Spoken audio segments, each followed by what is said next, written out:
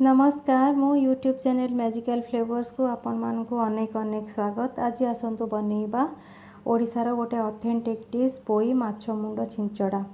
हेले आसतु देखि नबा एथिपई कौन कौन सब सामग्री दरकार।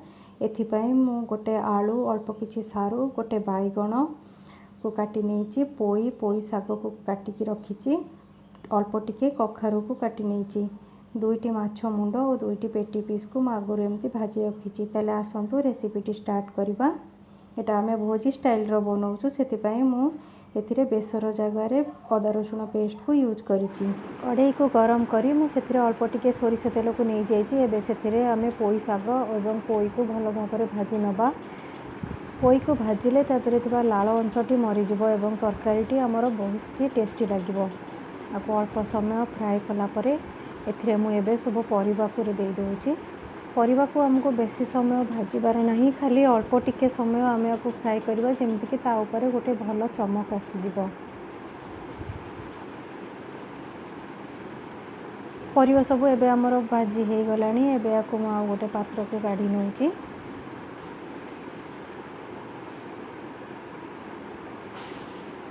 से कड़े रे मु आउ टिके सोरिष तेल को नै जाइछि, अल्प टिके जीरा को सेथरे एबे आमे फुटे दबा। एबे एथिरे मु काटी रखिथिबा पियाज सब को दे दउछि। पियाज भलो भाबरे भाजी हे गले एथिरे मु एबे 2 बड़ चामच अदा रसुण रो पेस्ट को दे देबी। ता पूर्वरु मु एठी अल्प टिके चीनी दे देछि। चीनी देले एटा हमर पोई रो खार अंश को टिके कम करि दबो। मसला को आमे एबे भलो भाबरे कसी नबा।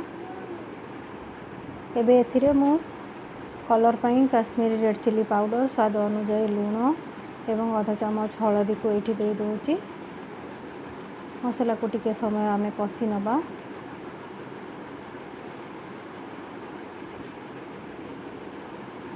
एबे एथिरे मु आधा चामच जीरा गुंड, गोटे चामच धनिया गुंड को दे दउछि।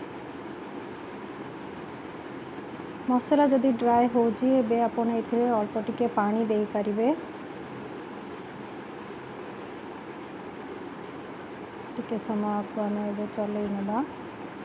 एबे एथिरे मु काटी रखिथिबा टोमेटो को दे दउछि। टोमेटो को आमे सॉफ्ट हुआ पर्यंत कुक करबा, सेति पई मु एठी अल्प टिके पानी देई ताको घोड़ेई की कुक करूछि 2-3 मिनिट।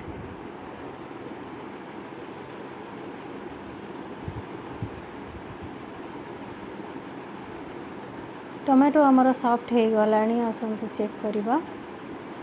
एबे एथिरे मु भाजी रखिथिबा माछ खंड को दे दउछि।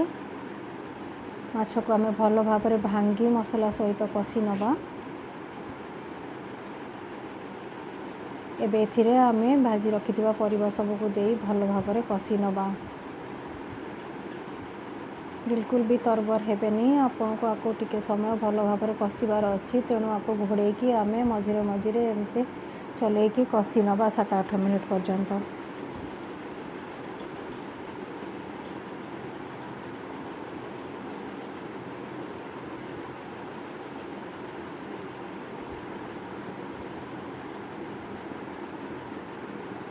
मसला कसिबा प्राय 7-8 मिनिट हो गलानी। एथिरे मु आधा चामच गरम मसला गुंड को दे दउछि। देखंतु मसला हमर पूरा भलो भाबरे कसी हो गलानी, तेल भी मसला रु छाडी गलानी। एबे एथिरे मु पानी दे दउछि। देखंतु एटा हमर गोटे झोल करिवार नाही, तेणु परिबा सिजिबा पय जेतिके पानी आवश्यक बा सेतिके पानी ही देबे। घोड़ेई की 7-8 मिनिट कुक करबा। 7-8 मिनिट हो गलानी, आसंतु चेक करबा। देखंतु परिबा सब हमर भलो भाबरे सिजि जायछि। छेंचड़ा भी पूरा प्रस्तुत हो गलानी। एटा आपण निश्चय ट्राई करंतु एवं मते कमेंट माध्यम रे जणांतु आपन को केमिति लागिला। हेछि ना पूरा टेस्टी। Thanks for watching.